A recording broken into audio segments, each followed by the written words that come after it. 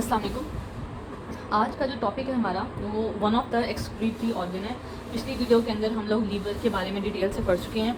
अब हम लोगों ने किसको पढ़ना है? हम लोगों ने किडनी को पढ़ना है। ठीक है, अब हम किस पैटर्न से पढ़ेंगे? सबसे पहले तो हम इसकी अनाटमी को पढ़ेंगे, मतलब इसकी तमाम स्ट्रक्चर्स को पढ़ेंगे और हम लोग फिर उसके बाद में इसके फंक्शंस को पढ़ेंगे। ठीक है, तो सबसे पहले ओवरऑल अगर आप एक व्यू देखें तो हम लोगों को पता है कि हमारी बॉडी के लिए 2 किडनी होती है, एक राइट किडनी होगी, एक लेफ़्ट किडनी होगी।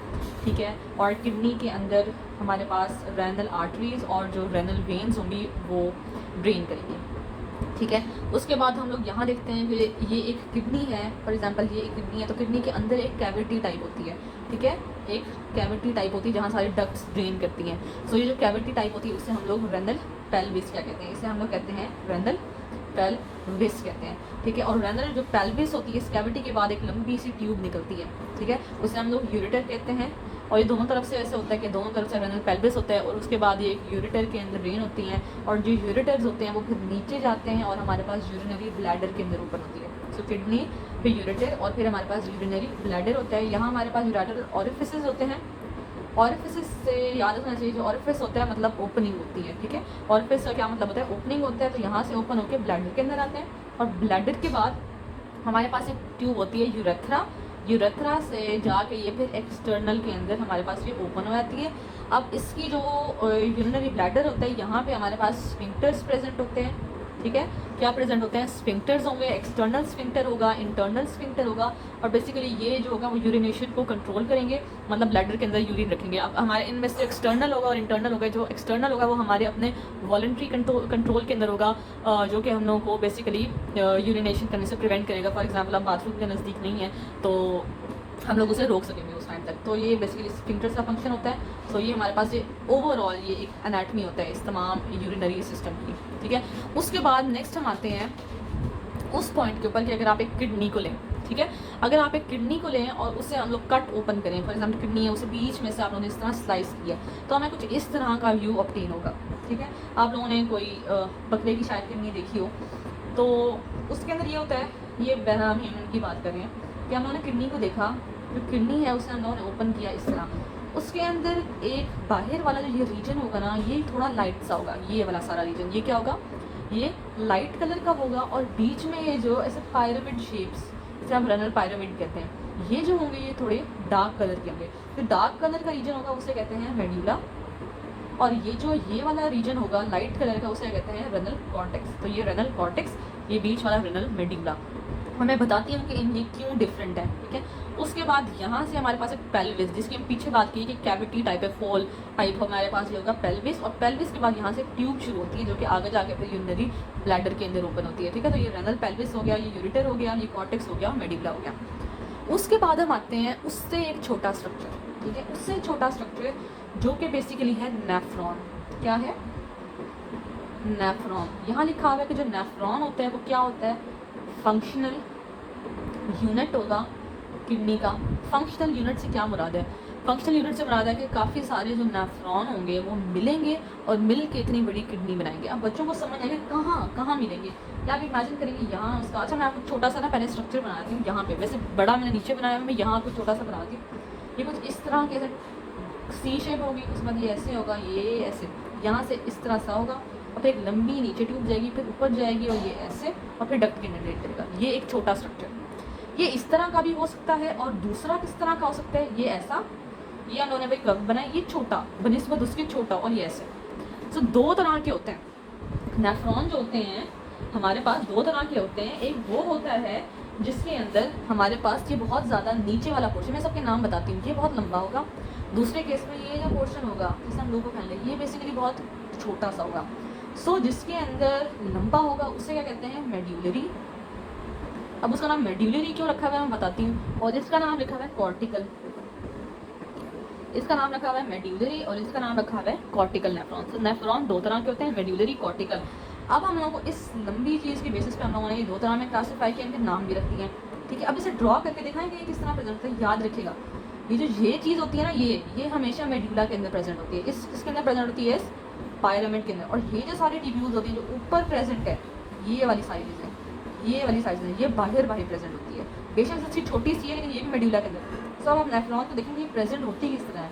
ये ऐसे, ये ऐसे, ऐसे और ऐसे, ये ऐसा प्रेजेंट होगा नेफ्रॉन। कैसे प्रेजेंट होगा? ये इसका बोमेंस कैप्सूल, ये प्रॉक्सिमल कॉन्वोल्यूटिव ट्यूब्यूल, ये ऐसे और ये ऐसे ऐसे। सो मेड्यूलरी नेफ्रॉन्स बेसिकली हम लोग कह सकते हैं कि वो नेफ्रॉन्स होते हैं जिनकी बॉडी यहाँ कॉर्टेक्स में तो प्रेजेंट होती है लेकिन मेड्यूला में प्रेजेंट होती है। और जो कॉर्टिकल्स होते हैं वो, चूँकि ये एक नीचे वाला जो ये लूप ऑफ हेनले है, ये बेसिकली ये छोटा है, इसलिए ये ऐसे, ये ज़्यादातर कहाँ प्रेजेंट होता है? बॉर्डर के ऊपर प्रेजेंट होते हैं, सॉरी कॉर्टेक्स के अंदर प्रेजेंट होते हैं। और ये जो होते हैं वो इस कॉर्टेक्स के बॉर्डर के ऊपर प्रेजेंट होते हैं और अंदर भी ड्राइव करते हैं। यहाँ मैं तो बाहर ड्रॉ करती हूँ कि ये जो होते हैं मेड्यूलरी नेफ्रॉन्स वो इस तरह प्रेजेंट हुए और ये लूप के अंदर गए इस तरह। तो ये याद रखिएगा कि जो मेड्यूला है ना और उसके जो पायरामिड्स है वो कौन बना रहे होते हैं? ये लटका हुआ पोर्शन, ये लंबी सी चीज़, ठीक है। और ये इस तरह, ये बोमेंस कैप्सूल, ये नीचे लटकी हुई पोर्शन, ये जो मेड्यूलरी नेफ्रॉन्स कहाँ प्रेजेंट होता है? मेड्यूला के अंदर और कॉर्टेक्स के यहाँ बॉर्डर के ऊपर। लेकिन जो कॉर्टिकल होंगे वो यही प्रेजेंट होंगे, थोड़ा सा उनको नीचे जाएगा इसके अंदर, ये ऐसे शायद इतना सा प्रेजेंट हो बस यहाँ पर। तो यानी कि ये कहाँ कन्फाइंड होते हैं? ये कॉर्टेक्स के अंदर कन्फाइंड होते हैं और ये मेड्यूला और कॉर्टेक्स दोनों के अंदर, ज़्यादातर मेड्यूला के अंदर ये इनके अंदर लूप ऑफ हेनले नीचे प्रेजेंट होती है, ठीक है। अब हम बारी बारी इन सबको पढ़ेंगे। अच्छा, अब हम नेफ्रॉन के स्ट्रक्चर को बनाएंगे स्टेप वाइज। सबसे पहले आप हमें याद रखना है कि एक इस तरह का एक कैप्सूल टाइप होता है, ठीक है। एक कैप्सूल टाइप होता है, उसे हम लोग कहते हैं बोमेंस कैप्सूल, ठीक है। यहाँ क्या प्रेजेंट होता है? बोमेंस कैप्सूल प्रेजेंट होता है, ये नेफ्रॉन में ड्रॉ करेंगे, ठीक है। उसके बाद यहाँ पे हम लोग जाते हैं इस तरह की एक ट्यूब्यूलर, एक इसका पार्ट शुरू हो गया।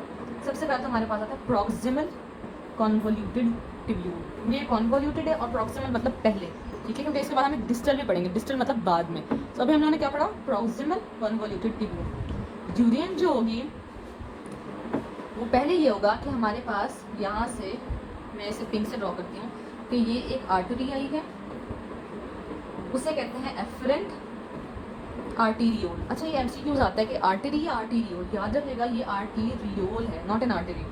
सो एफरेंट आर्टीरियोल यहाँ पे जाएगा इस तरह से, एक ना क्लस्टर टाइप बना देगा, इसे कहते हैं ग्लोमेरुलस। ये नाम मुश्किल है लेकिन याद करने में, ग्लोमेरुलस। सो सबसे पहले हमारे पास एक आर्टरी आती है एफरेंट आर्टीरियोल, और फिर आता है ग्लोमेरुलस, और फिर यहाँ से वापस निकल जाता है, उसे कहते हैं एफरेंट। एफरेंट आने वाला, इफरेंट जाने वाला। सो ये ब्लड आया, ब्लड यहाँ पे इसे आप कह सकते हैं जो ग्लोमेरुलस होते हैं ना उसके अंदर छोटे छोटे होल्स होते हैं। होल्स को आप ना कहते तो आप समझते हैं कि फिल्टर होते हैं, आसान अल्फाज में ये एक फिल्टर होता है। और ये क्या करेगा कि जो अंदर से जो वेस्टफुल सब्सटेंसेस होंगे उसे यहाँ भेज देगा, और बाकी जो आरबीसीज हैं और प्रोटीन्स को लेके यहाँ आ जाएगा एफरेंट आर्टीरियोल के थ्रू। सो यहाँ आ गई एफरेंट आर्टीरियोल, फिर आएगा ये ग्लोमेरुलस आएगा, और फिर इफरेंट आर्टरी। ये तो हमारे पास आर्टरी, ये ब्लड की आर्टरीज है, ये नेफ्रॉन का ये वाला पार्ट है, ठीक है। उसके बाद हमारे पास आ गया प्रॉक्सिमल कॉन्वोल्यूटेड ट्यूब्यूल आ गया, और प्रॉक्सिमल कन्वोल्यूटेड ट्यूब्यूल्स के बाद हम लोग नीचे यहाँ मूव करेंगे। जो मेड्यूलरी नेफ्रॉन्स होंगे उसके अंदर ये चीज़ प्रोमिनेंट होगी, लंबी होगी, लेकिन जो कॉर्टिकल्स होंगे उनके अंदर ये नहीं प्रेजेंट होगी लंबी। अच्छा, जो लूप ऑफ, इसे कहते हैं लूप ऑफ हेनले, ये लूप लग रहा है ना, लूप ऑफ हेनले। इसके दो पोर्शन है, एक जो है उसे कहते हैं डिसेंडिंग, और ये वाले को क्या कहते हैं असेंडिंग। डिसेंडिंग क्यों कहा जाती है? नीचे की तरफ डिसेंड कर रही है, तो इसे हम कहेंगे डिसेंडिंग लूप ऑफ हेनले या लिम्ब, और इसे कहेंगे हम लोग असेंडिंग। ये मुझसे थिन बन रही है लेकिन ये जो होती है वो थिक होती है, और ये जो होती है वो थिन यानी पतली होती है। उसके बाद हमारे पास आते हैं डिस्टल कॉन्वोल्यूटेड ट्यूब्यूल। वो इस तरह प्रॉक्सिमल की तरह होते हैं लेकिन वो चूंकि बाद में प्रेजेंट होते हैं तो उसका क्या नाम है? Distal convoluted tubule. और फिर यहाँ से ये एक आते हैं कलेक्टिंग डक्ट के अंदर रिंग आती है, लंबी सी डक्ट होती है, यहाँ बनी हुई है। फिर ये हमारे पास आया बोमेंस कैप्सूल, ये आया प्रॉक्सिमल कॉन्वोल्यूटेड ट्यूब्यूल, यहाँ से नीचे आया डिसेंडिंग लूप ऑफ लूप, यहाँ से आया हमारे पास असेंडिंग, यहाँ आया डिस्टल कॉन्वोल्यूटेड ट्यूब्यूल, ये कलेक्टिंग डक्ट। और कलेक्टिंग डक्ट कहाँ ओपन होगी? ये इस तरह एक नेफ्रॉन मैंने बताइए, ऐसे ऐसे ऐसे, और फिर अल्टीमेटली कलेक्टिंग डक्ट्स होंगी वो जहाँ कहाँ जाती हैं? पेल्विस के अंदर, और फिर पेल्विस से यूरेटर, और फिर यहाँ से यूरिन फ्लो हो जाएगी। अच्छा, ये तो हम लोगों ने अब पढ़ लिया इसकी सारी एनाटमी के बारे में। अब हम पढ़ेंगे फंक्शंस के बारे में, ये सारा जो सिस्टम होता है ये चलता कैसे है। सबसे पहले आप इमेजिन करें कि ये हमारे पास बोमेंस कैप्सूल है और यहाँ पे हमारे पास ब्लड आया, ठीक है। अब ये ब्लड कहाँ से आता है? तमाम ये जो हम लोगों ने पढ़े थे ना कि रेनल आर्टरीज होती हैं, ये जो किडनी की तरफ हम लोग जो वेन्स या आर्टरीज होती हैं ब्लड लेके आती हैं, किडनी की तरफ ये ब्लड लेके आती हैं। और ये जो ब्लड होता है इसके अंदर क्या होता है? इसके अंदर सारे वेस्ट सब्सटेंसेस होते हैं, जिसमें नाइट्रोजनस वेस्ट हो गए, ठीक है। या फिर तो हम लोगों ने ये भी पढ़ा है, अब मुझे बताएं, आप लोग खुद बताएंगे जो यूरिन होती है उसमें क्या सिर्फ नाइट्रोजनस वेस्ट होते हैं? उसके अंदर ऑब्वियसली वाटर भी होता है, वो सॉल्टी होती है, उसके अंदर सॉल्ट भी प्रेजेंट होता है, उसके अंदर एसिड्स भी प्रेजेंट होते हैं, उसके अंदर कुछ अमाउंट ऑफ अमाइनो एसिड्स भी होंगे, ठीक है। तो ये तमाम जो होते हैं सब्सटेंसेज होते हैं वो प्रेजेंट होते हैं यूरिन के अंदर। और ये कहाँ से आते हैं? ये ब्लड से आते हैं। ब्लड गई किडनी के अंदर, किडनी के एक नेफ्रॉन पास गई, जो कि उसका फंक्शनल यूनिट है किडनी यानी नेफ्रॉन, क्योंकि जो किडनी है वो बनी हुई है नेफ्रॉन से, ठीक है। अब यहाँ पे एक कैप्सूल है, उसके अंदर ब्लड आया, और जो बोमेस कैप्सूल है वहाँ उसके आगे ग्लोमेरुलस प्रेजेंट है, ठीक है। ग्लोमेरुलस एक छाननी के तौर पे एक्ट करता है, ठीक है। सारा जो ब्लड आया वो आप समझेंगे जैसे फिल्टर है, जो ब्लड आया यहाँ से जो छोटे सब्सटेंसेस होंगे, इसके अंदर आएंगे सॉल्ट्स आएंगे, इसके अंदर वाटर आएगा, इसके अंदर बाइकार्बोनेट और अमाइनो एसिड्स होंगे और नाइट्रोजनस बेस। ये 4-5 सब्सटेंसेस याद कर लें कि ये सब्सटेंसेस यहाँ से निकल जाएंगे और नेफ्रॉन के अंदर चले जाएंगे और ये यूरिन बनाएंगे आगे। अब बच क्या जाएगा? ये छाननी है, उसके ऊपर बच क्या जाएगा? इसके ऊपर जो बचने वाले सब्सटेंस होंगे, ये बहुत इंपॉर्टेंट है, याद रखना है। ये याद रखेगा ये क्या होंगे? ये प्रोटीन्स होंगे। प्रोटीन्स होंगे बहुत ज़्यादा लार्ज इन साइज होंगे, वो यहाँ से नहीं निकलेंगे। दूसरे क्या होंगे? आरबीसी। मुझे बताएं आपने क्या अभी कभी नॉर्मल टीनेजर्स में अपने यूरिन में कभी ब्लड देखे? नहीं, क्योंकि आरबीसी बड़े होते हैं। अगर ऐसा हुआ तो यानी कि किडनी के अंदर कोई मसला आ रहा है। प्रोटीन्स नहीं प्रेजेंट होते यूरिन के अंदर, याद रखेगा। अमाइनो एसिड हो सकते हैं जो कि प्रोटीन से तोड़ के बनते हैं, लेकिन प्रोटीन्स प्रेजेंट नहीं हो सकते यूरिन के अंदर। अगर ऐसा हुआ तो एज अ रिजल्ट ग्लोमेरुलोनेफ्राइटिस होगा या कोई डिजीज होगी, जिसके केस में प्रोटीन्स प्रेजेंट होंगे यूरिन के अंदर, ठीक है। तो याद रखेगा कि ये सारे अच्छा फिल्टरेट क्या होता है? जो अमाइनो एसिड, जो बाइकार्बोनेट, जो सॉल्ट, वाटर और वेस्ट होते हैं, जो यहाँ से निकल के आगे बोमेन्स में चले गए, यहाँ ग्लोमेरुलस के फिल्टर से निकल के बोमेन्स में चले गए, ये क्या हुए? ये होए वो फिल्टरेट, ये कॉन्स्टिट्यूट करता है फिल्टरेशन, फिल्टर। तो यानी कि हम लोगों ने पहला प्रोसेस पढ़ लिया जिसका नाम है फिल्टरेशन। हम लोगों ने क्या पढ़ा? पहला प्रोसेस पढ़ा फिल्टरेशन का, जो कि नेफ्रॉन के अंदर होता है। उसके बाद हमारे पास क्या आया? Proximal convoluted tube. जो प्रॉक्सिमल कॉन्वोल्यूटेड ट्यूब ये जो प्रेजेंट है, इसके अंदर क्या होता है? रीएब्जॉर्प्शन। रीएब्जॉर्प्शन। अब मुझे बात बताएं कि अच्छा खासा सब्सटेंस तो फिल्टर हो गया, लेकिन हम लोग आप ये देखेंगे जो लाल लाल जो ब्लड वेसल्स हैं मैंने अभी भी बनाई हैं, ये इन सब के आगे आगे प्रेजेंट है। सबसे पहले तो प्रॉक्सिमल कॉन्वोल्यूटेड और डिस्टल कॉन्वोल्यूटेड ट्यूब यहाँ इनके आगे प्रेजेंट है। इन्होंने क्या करना है कि वाटर और कुछ अमाउंट ऑफ वाटर, कुछ amount of salt, bicarbonate, amino acid, almost 100% of amino acid and bicarbonate, और कुछ सॉल्ट और वाटर, ये सब्सटेंसेस क्या हो जाएंगे? वापस रीअब्जॉर्ब हो जाएंगे, वापस अपनी तरफ ले लेगा, खींच लेगा। फिर हमारे पास आता है loop of Henle. Loop of Henle में इसमें से जो डिसेंडिंग वाला होगा ना, वो याद रखिएगा वो हमेशा वाटर को ऑब्जॉर्ब करता है। अब मुझे एक बात बताएं, ये वाटर को ऑब्जॉर्ब करेगा तो ये यूरिन को क्या करेगा? ये यूरिन को क्या करेगा? ये यूरिन को कॉन्सेंट्रेट करेगा। ये क्या करेगा? यूरिन को कॉन्सेंट्रेट। अब ऑब्वियसली जो हमारे पास आप याद रखिएगा, इस ट्यूब के अंदर से कौन जारी होती है? यूरिन जारी होती है। ब्लड जो होता है वो फेंकता भी है सब्सटेंसेस, अंदर से लेता भी है। अब ये इस टाइम क्या कर रहा है? ये ले रहा है सब्सटेंसेस, ये सब्सटेंसेस ले रहा है, उसमें से इसने क्या लिया? वाटर लिया।